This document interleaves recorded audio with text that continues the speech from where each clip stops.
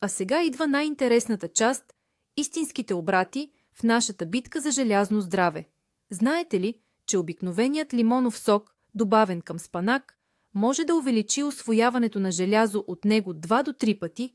Това не е магия, а чиста химия. Витамин С буквално отключва растителното желязо, правейки го достъпно за организма. Ето защо традиционната комбинация от месо с зеленчуци или риба с лимон не е просто вкусна, а направо гениална от биохимична гледна точка. Но най-голямото осъзнаване е свързано с вредата от някои навици. Унази чаша чай, изпита веднага след обилна вечеря с елда и кюфте, може да обезсмисли цялата полза от приетото желязо. Мислите си, че сте попълнили запасите си, а всъщност танините от чая са откраднали голяма част от микроелемента точно под носа ви. Разбирането на тези прости взаимодействия е ключът към управлението на вашето здраве чрез храната. Не става въпрос да ядете повече желязо, а да го ядете по-умно. И така, нека да обобщим. Борбата с анемията при възрастните хора не е надпревара за скъпи добавки, а добре обмислена стратегия във вашата чиния. Комбинирайте местни и растителни източници на желязо, винаги добавяйте към тях ярък зеленчук или плод с витамин С и правете пауза между основното хранене и чашата чай или кафе. Тялото ви ще ви благодари с прилив на сили и енергия. Благодаря ви, че изгледахте това видео до край. Ако то беше полезно за вас, моля харесайте го и се абонирайте за канала, за да не пропускате нови епизоди за здраве. А сега въпрос към вас. Кои са любимите ви продукти, богати на желязо и как ги приготвяте? Споделете своите рецепти и тайни в коментарите, нека си помогнем взаимно да станем по-здрави. И така, да започнем нашето проучване. Първата и най-важна причина за анемия при възрастните хора е, разбира се, дефицитът на желязо. Но просто да кажем, яжте повече желязо, това е само половината съвет. И тук е първата и може би най-важната тайна. Цялото желязо е различно. Да, правилно чухте. Представете си, че тялото ви е дом, който се нуждае от гориво. Ето, желязото е точно това гориво, но то е от 2 вида. Първият вид, да го наречем премиум гориво, е хемовото желязо. То се съдържа в животинските продукти. Неговата главна суперсила е, че организмът ни го усвоява невероятно лесно и ефективно. Това е като да налеете най-добрия бензин в колата. Тя веднага поема по-пъргаво.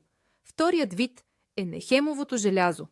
То се намира в растенията, в зеленчуци, зърнени култури, бобови растения. Това също е добро гориво, не ме разбирайте погрешно, но то е по-капризно. Организмът го усвоява много по-трудно, трябват му помощници. Разбирането на тази проста разлика е ключът към всичко. Това е основата, върху която ще изградим нашето желязно меню. Защото сега вече знаем, че не просто трябва да търсим храни с желязо, а да търсим правилното желязо и да създаваме правилните условия за него. Нека поговорим по-подробно за нашия шампион – хемовото желязо. Представете си, че вашето черво е като много строг фейс-контрол в елитен клуб.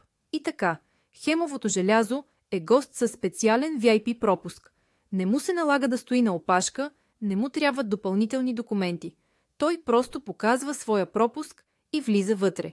Организмът ни го вижда и веднага разбира. Аха, това е наш човек. Трябва спешно да го вкараме в действие. Именно за това го наричат шампион по усвояване.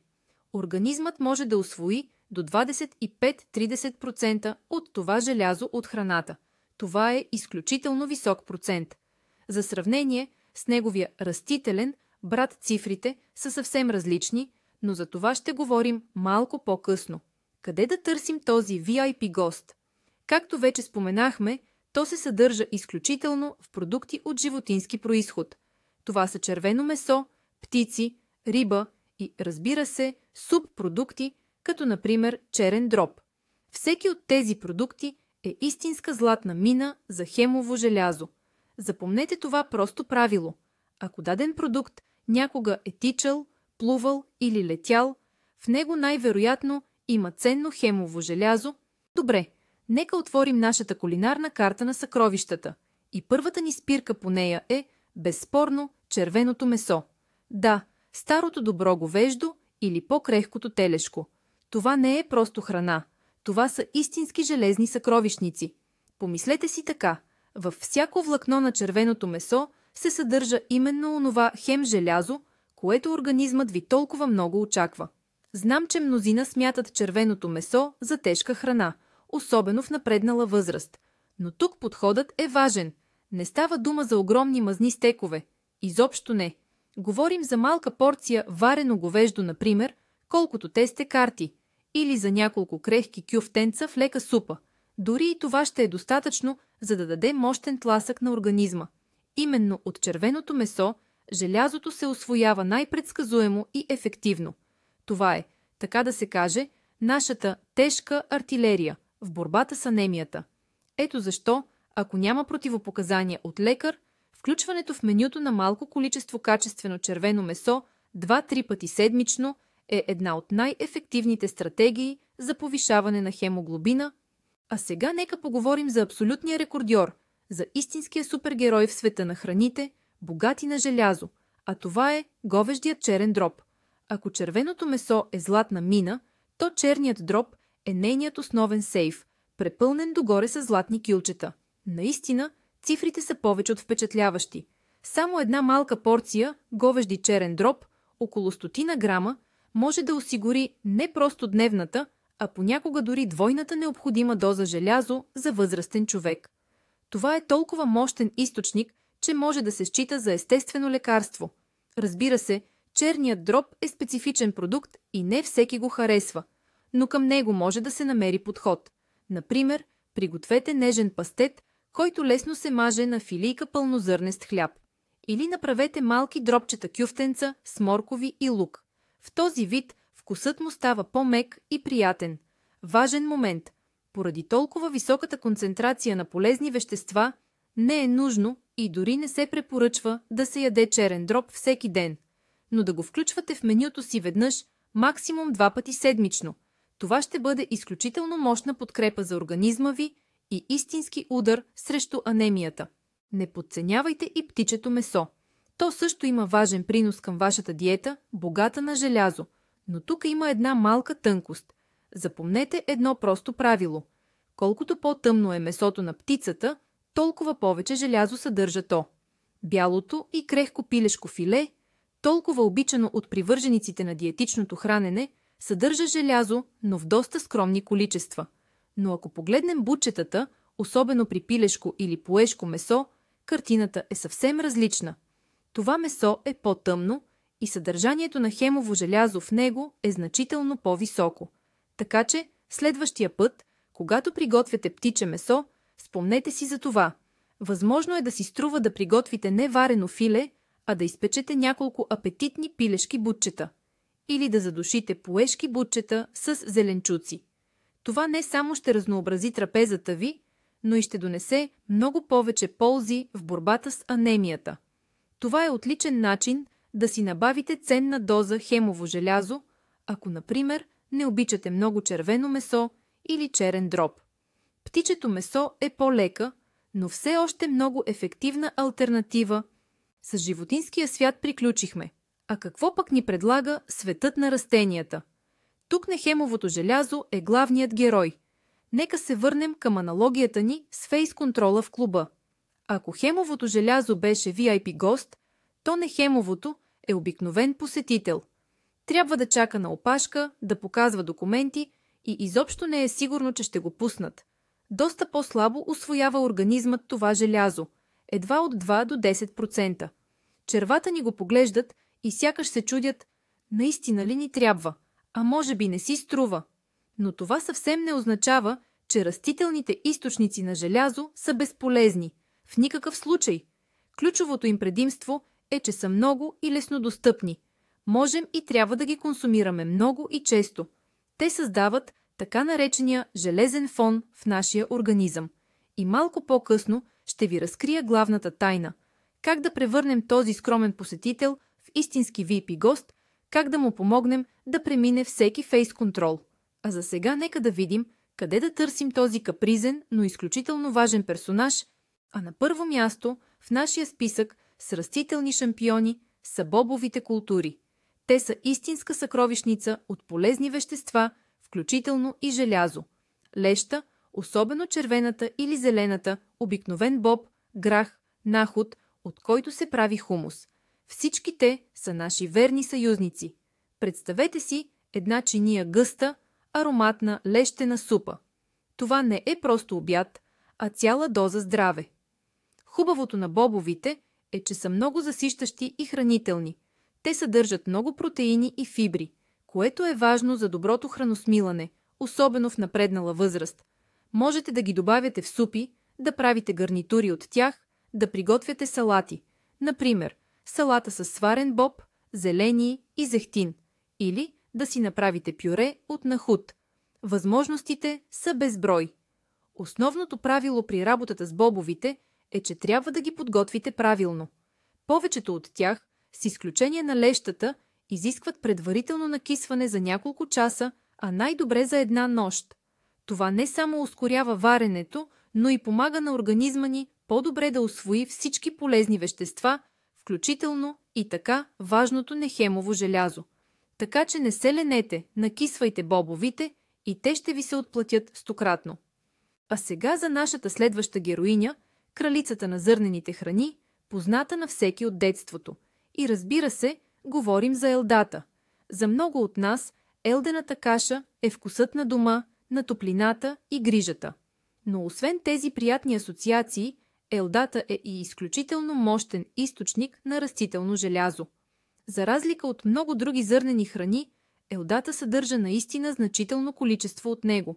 Затова една чиния ронлива елдена каша за закуска или като гарнитура за обяд не е просто начин да утолите глада. Това е вашият ежедневен принос към съкровищницата на здравето в борбата с дефицита на желязо. Нещо повече, елдата е изключително универсална. Може да се консумира като самостоятелно ястие, просто добавяйки парченце масло. Можете да я приготвите с гъби и лук, което ще направи ястието още по-вкусно и ароматно. А можете да добавите сварена елда към салата, придавайки и допълнителна хранителност и засищане. Не бива да подценяваме тази проста и достъпна зърнена култура. Тя е истинска суперхрана, която винаги е под ръка. Редовното включване на елдата в хранителния режим е една от най-простите и ефективни стъпки по пътя към повишаване нивата на хемоглобина. Спомняте ли си старите анимационни филмчета за моряка Попай? Щом хапнеше консерва с панак, мускулите му веднага ставаха огромни. Разбира се, в реалния живот не се случва така, но все пак има доза истина в тази история. Спанакът и другите тъмнозелени листни зеленчуци наистина са съкровищница от полезни вещества, включително и нехемово желязо. Тук спадат не само спанакът, но и всички листни зеленчуци – магданоз, копър, рукола, различни видове салати. Колкото по-тъмен и наситен е зеленият цвят на листата, толкова по правило повече е ползата в тях. Тяхното огромно предимство е, че могат и трябва да се консумират в свеж вид. Това означава, че всички витамини и микроелементи се запазват максимално. Връзка свежи зелени в салата, няколко листенца спанак, добавени в сутрешния омлет или зелено смути. Всичко това са чудесни начини да обогатите менюто си с желязо. Има обаче една малка тайна, свързана с спанака. Той съдържа вещества, наречени оксалати, които могат леко да попречат на усвояването на желязото. Но този проблем се решава лесно. Лека термична обработка, например, ако задушите спанака в тиган буквално за 1 минута, разрушава по-голямата част от оксалатите, правейки желязото по-достъпно за нашия организъм. И така, стигнахме до най-важния трик, до онзи магически похват, който превръща нашето капризно, растително желязо в лесно усвоим елемент. Установихме, че нехемовото желязо само по себе си се усвоява слабо. Той има нужда от водач, верен приятел и помощник, който да го хване за ръка и да го преведе през всички прегради в нашите черва. И този приятел не е нищо друго, освен добре познатият витамин С или аскорбиновата киселина. Неговата роля в този процес е просто колосална. Витамин С е истинският супергерой за желязото. Той е способен да увеличи усвояването на нехемовото желязо от растителна храна в пъти. Понякога 5, а дори и 6 пъти. Само се замислете над тази цифра. Това означава, че ако изядете една чиния елда заедно с продукт, богат на витамин С, ще получите 6 пъти повече полза, отколкото ако я бяхте изяли просто така. Това не е магия, а чиста биохимия. Витамин С преобразува желязото във формата, която нашият организъм разпознава, обича и с радост усвоява. Запомнете това правило. Растителното желязо винаги трябва да върви ръка за ръка с витамин С. Това е закон. Нека да видим как този магически принцип работи на практика. Не е нужно да го търсите дълго. Той присъства в много от познатите ни зеленчуци и плодове. Абсолютният шампион тук, разбира се, е българската чушка, особено червената. В нея има повече витамин С, отколкото в лимоните. Представете си, например, своя обяд. Приготвили сте лещена супа или задушен боб. Какво е нужно да направите? Просто добавете към това ястие свежа салата. Нарежете няколко домата, краставици и щедро добавете ярки ивици българска чушка. Забравете майонезата. Залейте го с лъжица зехтин и с малко лимонов сок. Ето го и идеалният тандем. Докато се наслаждавате на вкусната салата, витамин С от чушката, доматите и лимоновия сок вече започва своята работа във вашия стомах. Той подпомага усвояването на желязото от лещата или боба, правейки го максимално ефективно. Така получавате едновременно удоволствие от храната и максимална полза. Това просто правило за комбиниране на продукти е способно да сътвори истински чудеса за вашия хемоглобин. Същият принцип работи отлично и при други ястия, например с закуската ви. Да речем, че сте си сварили купа полезна елдена или овесена каша. Какво да направите, за да усвоите максимално желязото от нея? Всичко е толкова просто. Добавете плодове.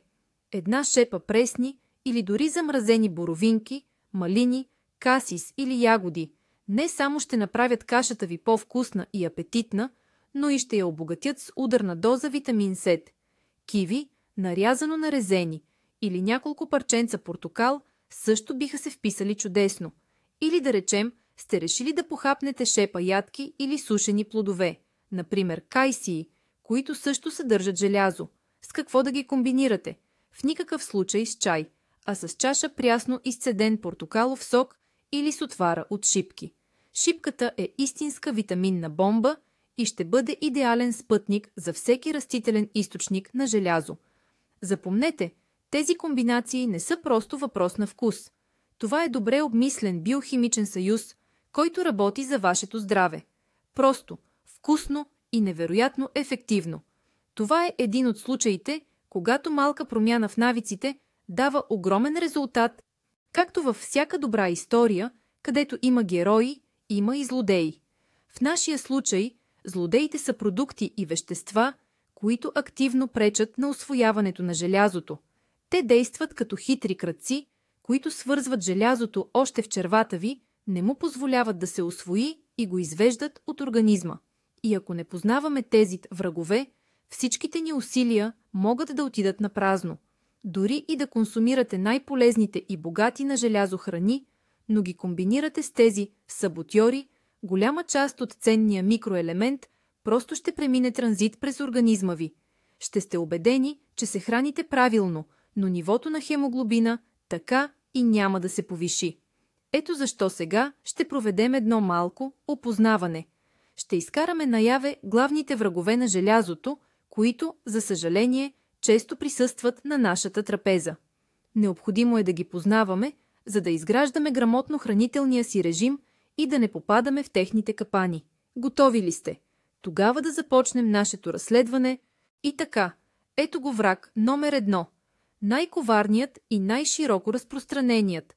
Представяме ви чай и кафе. Да, нашите любими сутрешни и вечерни напитки. Проблемът е, че те съдържат особени вещества – танини. Именно танините придават на чая неговия тръпчив вкус. Но те имат и обратна, тъмна страна.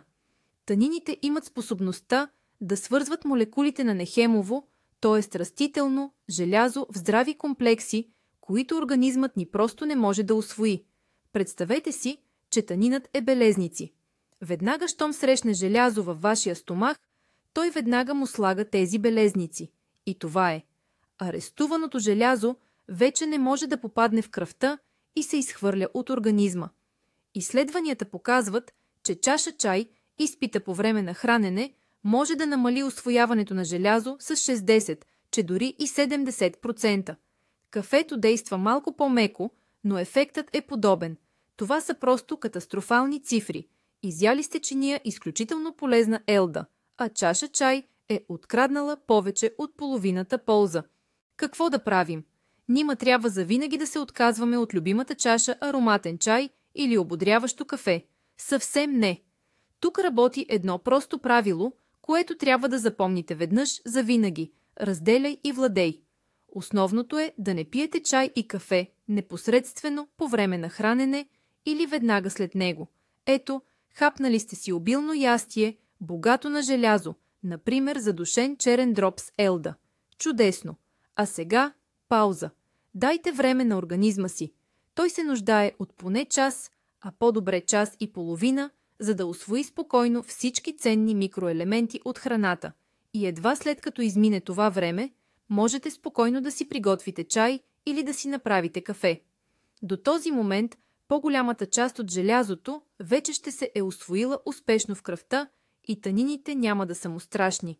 Това е много прост, но изключително важен навик. Направете тази пауза между храненето и напитките свое златно правило. Едно просто изместване на чая или кафето с час по-късно може кардинално да промени ситуацията и значително да повиши ефективността на вашата желязна диета. Наред е вторият вредител в нашия списък – калцият. Да, същият този калций, който е толкова важен за здравето на костите, особено в напреднала възраст. На пръв поглед, как може такъв полезен елемент да е враг? Но в света на биохимията нещата са по-сложни. Калцият и желязото са конкуренти. Те се борят за едни и същи пътища за усвояване в червата ни. Представете си, че има една врата, а двама искат да влязат едновременно през нея. И за съжаление, в тази борба калцият често се оказва по-силен и по-пъргав. Той сякаш избутва желязото и заема цялото място, не позволявайки му да се усвои. Това означава, че ако едновременно консумирате храни, богати на желязо, и храни, богати на калций, то голяма част от желязото просто няма да може да се пребори и да попадне в кръвта. Най-яркият пример за такава неуспешна комбинация е елдената каша с мляко. Да, ястие, обичано от мнозина още от детството. Ние си мислим, че получаваме двойна полза – желязо от елдата и калций от млякото. А всъщност, калцият от млякото блокира усвояването на по-голямата част от желязото от елдата. Или, например, да изядете местно ястие и веднага да хапнете след него извара или сирене. Ефектът ще е същият. Какво да правим? Та нали и желязото, и калцият са жизнено важни за нас. В никакъв случай не бива да се отказваме от млечните продукти. Решението тук е същото като с чая. Разделянето във времето. Просто разпределете храненията, богати на желязо, и храненията, богати на калций. Например, на обяд може да хапнете ястие с телешко или леща. Това е вашето желязно хранене. А изварата, киселото мляко, кефирът или сиренето е по-добре да оставите за следобедна закуска или за вечеря след около 2-3 часа. По този начин ще дадете възможност на организма първо спокойно да усвои желязото без конкуренция, а след това, при следващото хранене, той също толкова спокойно и ефективно ще усвои калция. Никой няма да пречи на никого и двата изключително важни микроелемента ще попаднат по предназначение. Този принцип на планиране на хранителния режим е изключително важен. Не бива да запивате местно кюфте с чаша мляко. Не е препоръчително да добавяте сирене към ястия с боб или спанак. Простото разделяне на тези продукти в различни хранения ще ви помогне да извлечете максимална полза както от желязото, така и от калция. Говорихме толкова много за желязото, че може би ви се е сторило, Сякаш анемията е проблем, свързан изключително с един единствен микроелемент. Но това не е съвсем така. Процесът на кръвообразуване, създаването на нови червени кръвни клетки, е сложен и многостъпален. И за него, като за строежа на къща, са необходими различни строителни материали. Представете си, че желязото е тухлите. Без тях, разбира се, къща не може да се построи. Но освен тухлите са нужни още цимент, за да ги свързва, и работници, за да ги редят. И ето, че ролята на такъв цимент и работници се изпълнява от други витамини, по-специално витамините от група В. И един от най-важните играчи в този екип е витамин B12. Без него нормалното озряване на еритроцитите, нашите куриери на кислород, е просто невъзможно. Ако витамин B12 не достига, еритроцитите стават големи, незрели и не могат ефективно да изпълняват своята функция. Такова състояние също причинява анемия, която се нарича B12 дефицитна. И тя също много често се среща при възрастните хора. Откъде да си набавим този така важен витамин B12? Тук има един много важен момент, който трябва да запомним. Витамин B12 се съдържа почти изцяло в животински продукти. За съжаление, растенията не го произвеждат. Ето защо вегетарианците и веганите са изложени на по-висок риск от развитие на B12 дефицитна анемия. Но дори и при хората, които консумират месо, с напредването на възрастта, усвояването на този витамин от храната може да се наруши. Основните източници на витамин B12 са същите, които вече споменахме за хемовото желязо. Сред тях са червеното месо, говеждият черен дроб, рибата, особено по-мазните видове като скумрия или херинга, яйцата, както и млякото и млечните продукти, сирене и извара. Както виждате, природата е предвидила всичко. Продуктите, богати на хемово желязо, често са богати и на витамин B12. Консумирайки порция черен дроб или риба, вие с един куршум убивате два заека. Набавяте си както желязо, така и неговия верен помощник. Ето защо балансираното хранене, включващо животински продукти, е най-добрата профилактика не само на желязодефицитната, но и на B12 дефицитната анемия. И накрая, но не на последно място по значение, е участникът в нашия здравен екип. Това е фолиевата киселина, наричана още витамин B9. Ако продължим с нашата строителна аналогия, то фолиевата киселина е ръководителят на строежа. Тя дава командите, стартира процесите, без нея изграждането на нови клетки, включително и на кръвни клетки, просто няма да започне. Фолиевата киселина е критично важна в най-ранните етапи на клетъчното делене. При нейния недостиг, организмът не може да произведе достатъчно количество здрави еритроцити. Тогава възниква още един вид анемия – фолиево-дефицитна. Тя често върви ръка за ръка с дефицита на желязо и витамин B12, усложнявайки общата картина. За щастие, намирането на фолиева киселина в храните е много по-лесно, отколкото на B12. Самото и име произлиза от латинската дума фолиум, което означава лист. И това не е случайно. Основните и източници са тъмнозелените листни зеленчуци. Сред тях са познатият ни спанак, за който вече говорихме, всички видове зелени салати, броколи, брюкселско зеле, аспержи. Много фолиева киселина има също в бобовите култури – леща, боб, в цитрусовите плодове и в говеждия черен дроб. Както виждате, черният дроб е просто мултишампион. Балансиран хранителен режим, богат на свежа зеленина и зеленчуци, ще ви помогне да избегнете недостига на този важен витамин. А сега идва най-интересното – истинските повратни точки в нашата битка за желязно здраве. Знаехте ли, че обикновен лимонов сок, добавен към спанак, може да увеличи усвояването на желязо от него 2 до 3 пъти? Това не е магия, а чиста химия. Витамин С буквално отключва растителното желязо, като го прави достъпно за организма.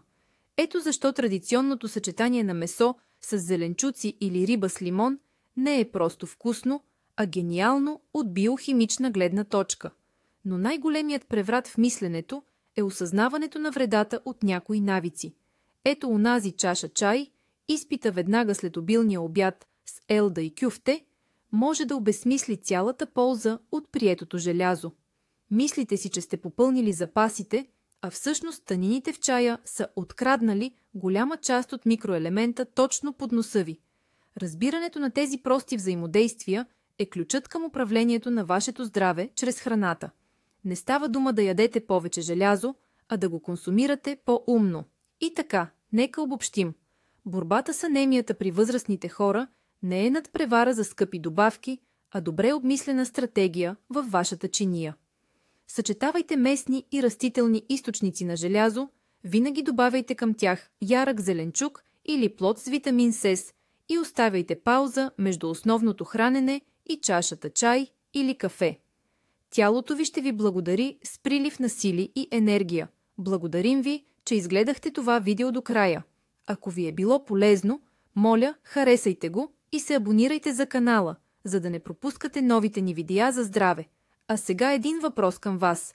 Кои са любимите ви продукти, богати на желязо, и как ги приготвяте? Споделете вашите рецепти и тайни в коментарите. Нека си помогнем взаимно да бъдем по-здрави.